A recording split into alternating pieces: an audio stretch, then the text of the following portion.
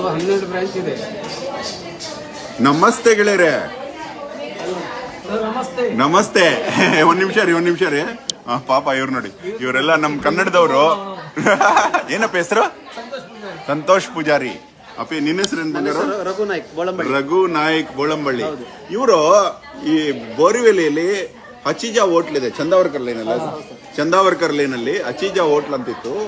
ನಾನು ಮತ್ತೆ ವಿನೋದಮ್ಮ, ನಮ್ಮ ಅಖಂಡ ಭಾರತ ವೃಕ್ಷ ರಕ್ಷದ ಅಧ್ಯಕ್ಷೆ ವಿನೋದಮ್ಮ, ಇಲ್ಲಿ ಕಾಫಿ, ಸೌತ್ ಇಂಡಿಯನ್ ಕಾಫಿ ಸಿಗತ್ತಾ ಅಥವಾ ಮಸಾಲ್ ಪುರಿ ಸಿಗತ್ತಾ ಅಂತ ಹುಡ್ಕೊಂಡ್ ಬಂದ್ವಿ. ಎಂಟೈರ್ ಬಾಂಬೆಲಿ ಮಸಾಲ್ ಪುರಿ ಸಿಗಲ್ಲ.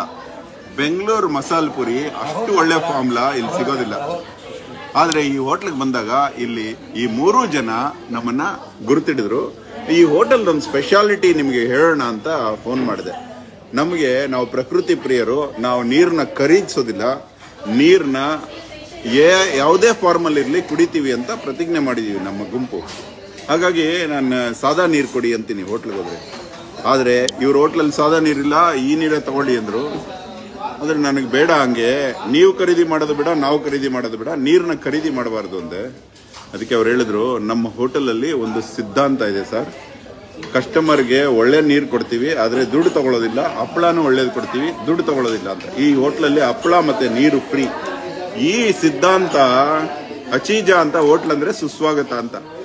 ಈ ಸಿದ್ಧಾಂತ ಎಲ್ಲ ಹೋಟೆಲ್ ಅವರು ಬಳಸಿದರೆ ಯಾವತ್ತು ಪಂಚಭೂತಗಳನ್ನ ಮಾರಬಾರ್ದು, ಪಂಚಭೂತಗಳನ್ನ ಖರೀದಿಸಬಾರ್ದು.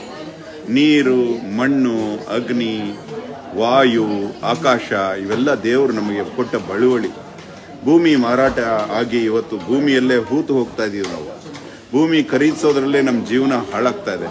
20 ವರ್ಷ ನಮ್ಮ ಜೀವನ ಲೋನುಗಳು ಕಟ್ಟಿ ಸಾಯ್ತಾ ಇದೀವಿ. ಭೂಮಿ ಅವ್ರ ಹತ್ರನಿಗೆ ಇದ್ರ ಬಗ್ಗೆ ಹೇಳೋ ಅಧಿಕಾರ ಇದೆ. ಯಾಕಂದ್ರೆ ಇದುವರೆಗೂ ಯಾವುದೇ ಭೂಮಿಗೆ ಒಡೆಯ ಅಲ್ಲ, ಯಾವುದೇ ಮನೆಗೆ ಒಡೆಯ ಅಲ್ಲ, ಸ್ವಂತ ಮನೆ ಇಲ್ಲ, ಸ್ವಂತ ಭೂಮಿ ಇಲ್ಲ. ಯಾಕಂದ್ರೆ ಭೂಮಿ ಖರೀದಿಸಬಾರ್ದು, ನೀರು ಖರೀದಿಸೋದಿಲ್ಲ, ಅಗ್ನಿ ಖರೀದಿಸೋದಿಲ್ಲ, ವಾಯು ಖರೀದಿಸೋದಿಲ್ಲ, ಆಕಾಶ ಖರೀದಿಸೋದಿಲ್ಲ. ಯಾವತ್ತು ವಾಯು, ಆಕಾಶ, ಅಗ್ನಿ ಖರೀದಿ ಮಾಡೋ ಪರಿಸ್ಥಿತಿ ಬರುತ್ತೋ ಆವತ್ತು ಅವ್ರ ಹತ್ರ ಬದುಕಿರೋದಿಲ್ಲ. ಇದು ನಮ್ಮ ಸಿದ್ಧಾಂತ. ಈ ಹೋಟೆಲ್ಗೆ ಬಂದಾಗ ಖುಷಿ ಆಗಿದ್ದೇನೆಂದ್ರೆ ಇವರು ನೀರು ಮಾರುತ್ತಿಲ್ಲ. ಹೇಳಪ್ಪ, ನೀವು ನೀರು ಮಾರ್ತೀರೇನಾ? ಕನ್ನಡ ಎಷ್ಟು ಚೆನ್ನಾಗಿ ಮಾತಾಡ್ತಾನೆ ಹುಡುಗ, ಉಡುಪಿಯವರು. ನೀರು ಮಾರೋದಿಲ್ಲ ಇವರು. ಎಷ್ಟು ಎದೆ ಮುಟ್ಕೊಂಡು ಹೇಳ್ತಾರೆ ನೋಡಿ. ನೀರು ಮಾರೋದು ಅಂದ್ರೆ ಅದು ಅಸಹ್ಯ ಕಂಡ್ರು.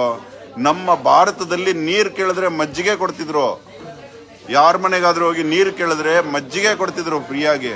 ಅಂತ ಭಾರತದಲ್ಲಿ ಇವತ್ತು ನೀರು ಮಾರಾಟ ಆಗ್ತಾ ಇರೋದು ಭಾರತಕ್ಕೆ ಅಪಮಾನ. ನೀರು ಮಾರಬಾರದು. ನಮ್ಮ ಅಖಂಡ ಭಾರತ ವೃಕ್ಷ ರಕ್ಷದ ವಿನೋದಮ್ಮನೊಂದಿಗೆ ಧನ್ಯವಾದ. ಅಹೋರಾತ್ರ.